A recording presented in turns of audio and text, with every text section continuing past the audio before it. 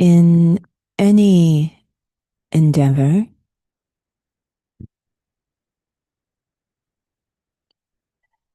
especially something very personal and meaningful to the self,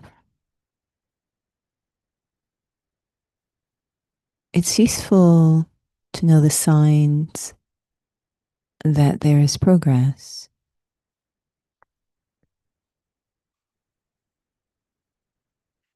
There will, of course, be that sense of inner achievement, inner mastery. But how can I know I'm going in the right direction? Especially when it comes to something as subtle and ephemeral as spirituality.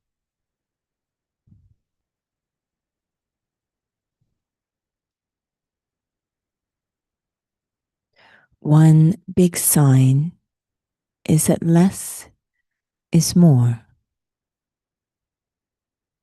There will be a pull to speak less, think less, see less.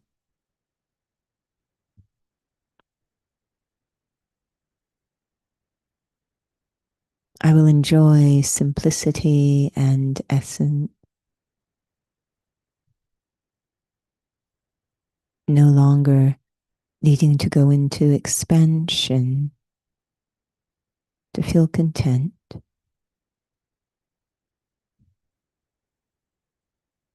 And because I am less dependent on the outer world, my contentment becomes more stable.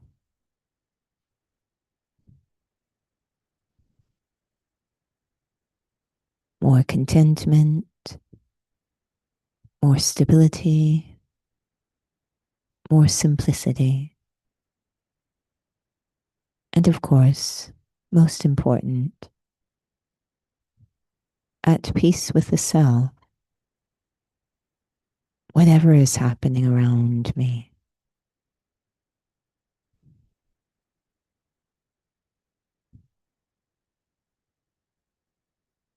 I use these signs to check myself during the day,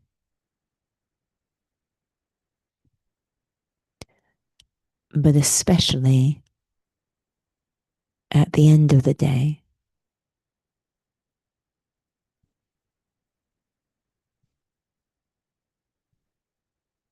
Did I remain content?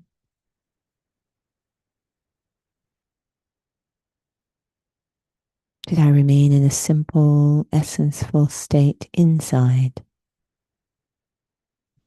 thinking less?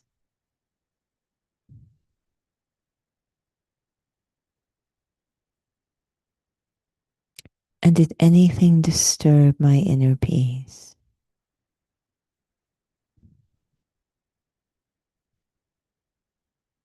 Was my inner peace so powerful that maybe others felt peaceful in my company?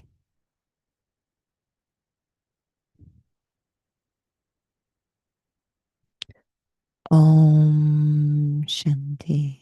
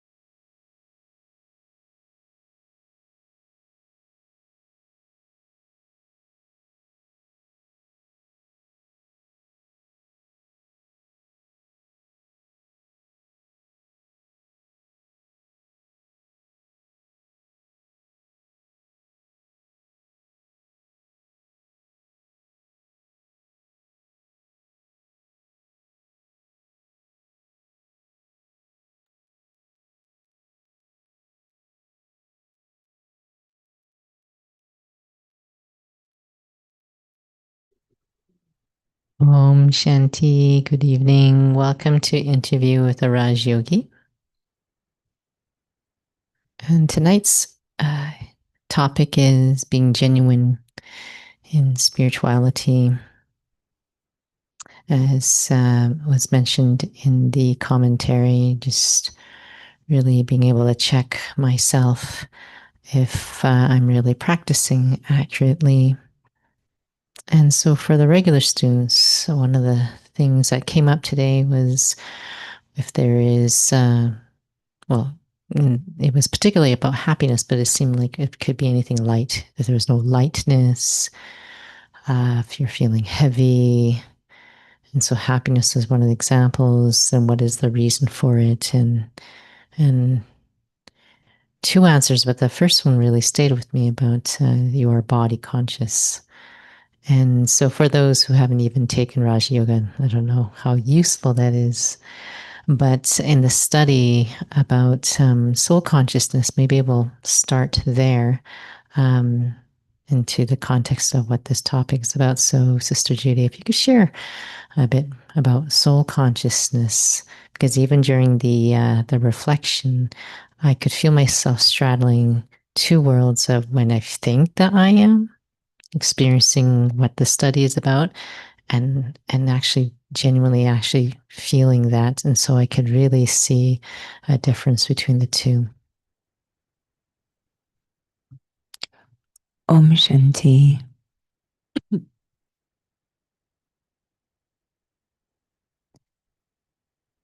So, in just to back up a little bit, in the study, and these words are big words, so even the words need a little time to be reframed almost. But in the study, we start to explore this idea that sorrow is caused through attachment and very specific attachments. It's like a incompatibility that what happens when something that is eternal start to attach to something that is temporary. So imagine that one thing's staying still and the other thing is still moving, but they've attached. So the thing that's moving, eventually it's going to feel a strain because it's attached to something that's not moving. So when we say soul consciousness, I am an eternal being. I am not temporal, I'm not physical, and yet I've started to attach to things that are temporal and physical. It's an incompatibility, and this is causing us sorrow. So, what that looks like, when we say, I'm a soul, nothing here is mine, I'm not the body, there's a lot of letting go without disappearing, and that's a very odd balance for us to sort out, but a lot of letting go. And we start to notice that as I let go, I fill up, which is very counterintuitive. So the more I go into soul consciousness, and it's a lot of letting go of very temporal things about myself, the more peace I experience. And it's a very unique form of peace that is independent of anything outside, anything temporal. So the soul consciousness is rather essential in that it helps me to sort out this illusion that I can actually hold on to things that are temporal, but it also allows me to access sources of things that I can attach to that actually do fill me up. So it's quite critical. Perhaps you could share about letting go, because perhaps maybe some could be listening and they only hear parts of the directions and they hear letting go, or maybe to consider myself to be a soul doesn't feel very meaningful. Um, Maybe. And so letting go seems to be, how do you let go so that you can fill up?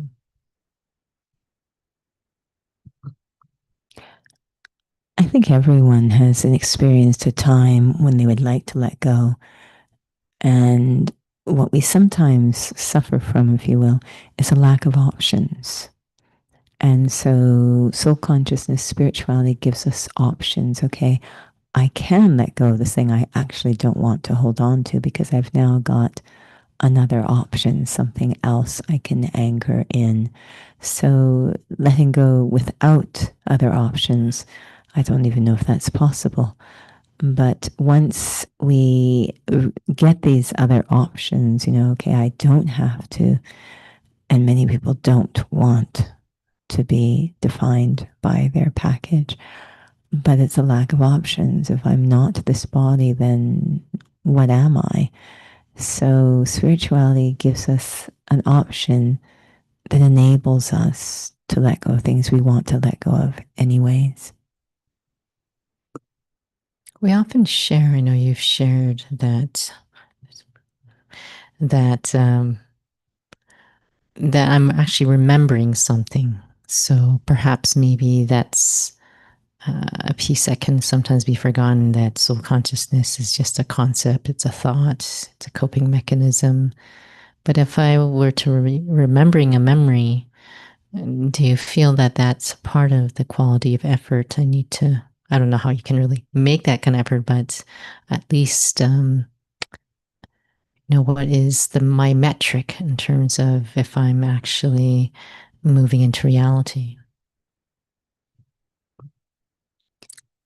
I do like the word remembering because it means that it's not so much technical, it's actually quite natural. So it's very accessible for anyone. So many say, what's the technique? What's the technique? And they get frustrated with us because there isn't really a technique. We just say, remember, remember. It's very natural. So what we're trying to do is awaken something that's already in there, if you will. And then things happen very naturally once we start to wake up. So it turns out almost everything in physicality is the opposite of spirituality. For example, we talked earlier, letting go fills you up. That's very different from physical laws. But another one is physically, when we want to wake up, we need a lot of noise. But spiritually, when we want to wake up, we need a lot of quiet. So once one is comfortable with and ready and able to have that quiet time, then very naturally we start to wake up. It's interesting. Suddenly I was thinking about some examples of letting go, and because we may still have our old ideas competing. And as you're saying, is it possible to let go if you have no other option? But I remember one time I was at a store, and there was a little girl. She was probably around 3, and she did not know where her mom was. She just panicked. And so I was just trying to, just help her find her mom. But the moment she found her mom, she let go of her fear, like just immediately. And that, as you would share, there has to be something else I'm holding on to. And perhaps maybe on a very subtle level, that's actually not really what's happening. Is it possible then? Of course, it is that I'm not seeing some of these subtle dynamics happening. There were at least two, if not more, occasions today, and I think there are several every day for many, if not all, but at least two occasions where it seemed quite important that a certain outcome happens, occurs, and that quite a few are attached to a certain outcome, and perhaps even myself.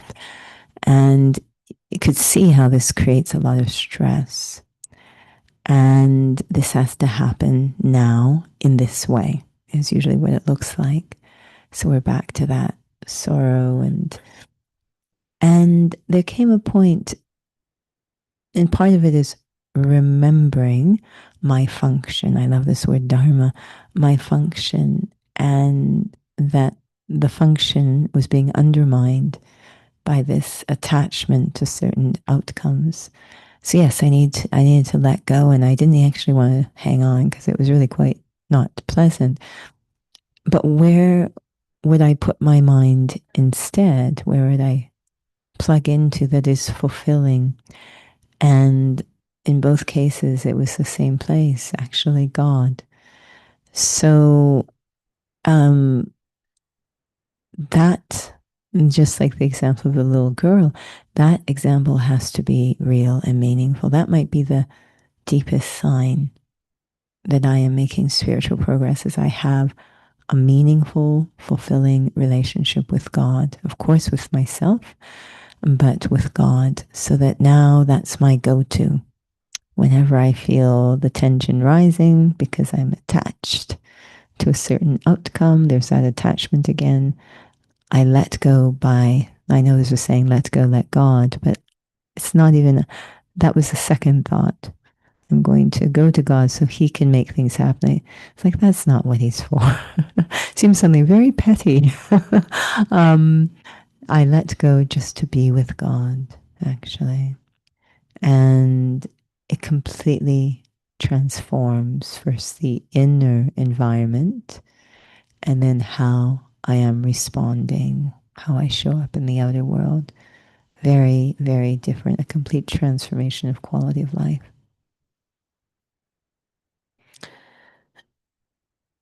In terms of why isn't it just enough? Just because this comes up, maybe not overtly and for regular students, but why can't I just remember I'm a soul, that nothing is mine? Is it possible to just genuinely go there? And where does God fit in that? I think someone had just recently used an example. If you were a ghost, you don't feel like anything's yours, no problem. So, what is God's role then? Remembering I'm a soul is so valuable and so beautiful in reconnecting or reemerging my innate qualities. So I start to, we call it inner peace, inner love, inner lightness. I can feel that. However, we are not dealing with a blank slate. So, yes, I can access these beautiful qualities, but these forces that developed within me while I was in a state of forgetting did not go away. So ego's still there, fear is still there. So we don't stabilize. We have very nice experiences, and the next day we're crazy people. So we don't stabilize because those other forces haven't been addressed or removed. That's why we need God, is to melt. I love this saying that love melts ego. It's a very powerful love. So it's really power that we get from God, the power to melt these forces inside so that just pure me remains.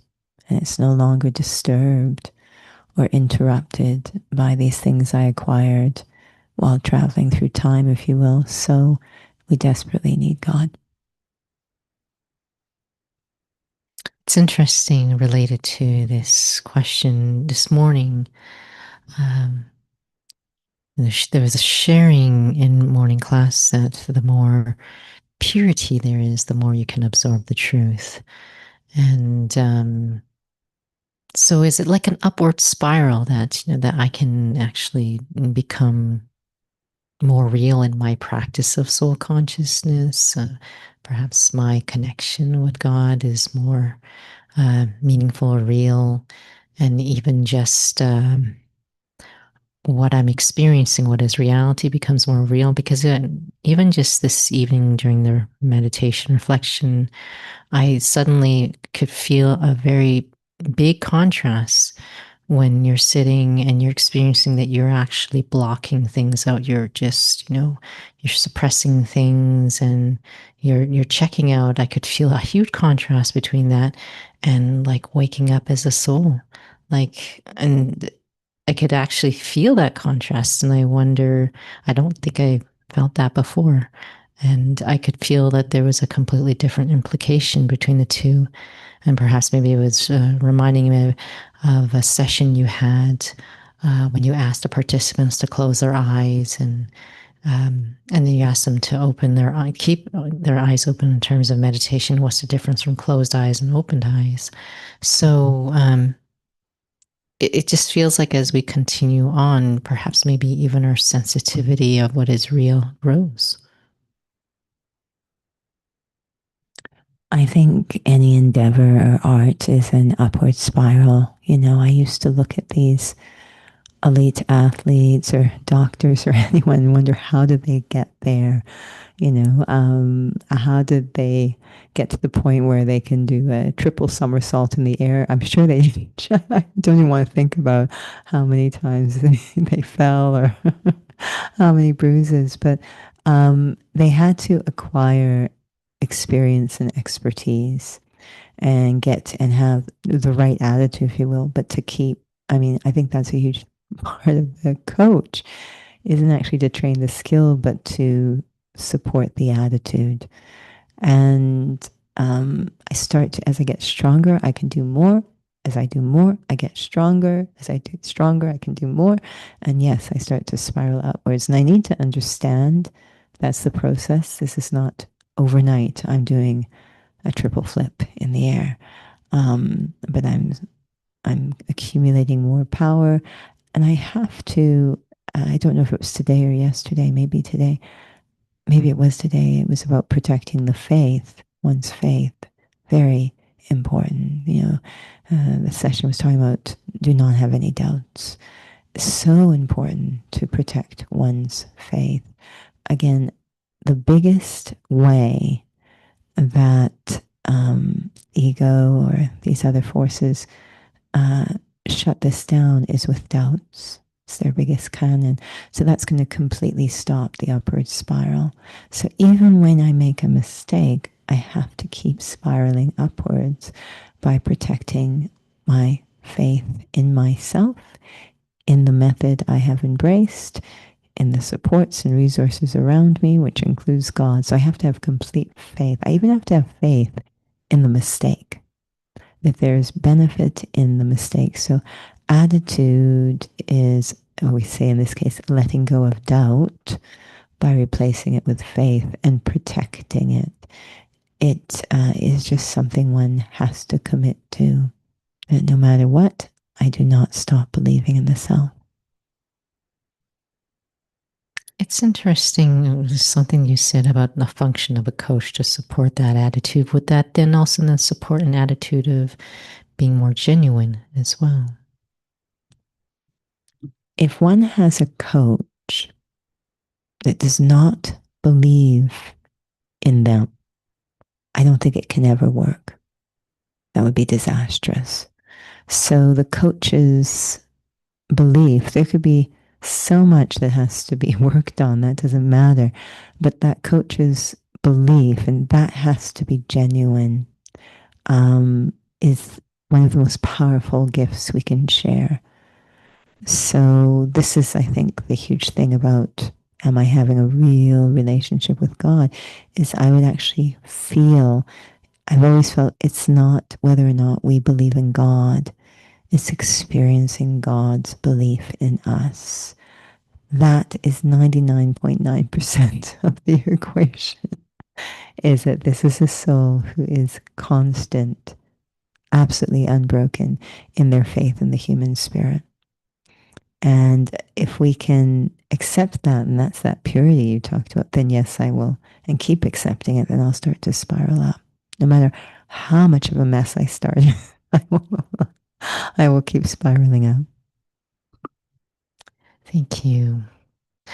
Well, look at that. We ran out of time already. So I'll have a little reflection.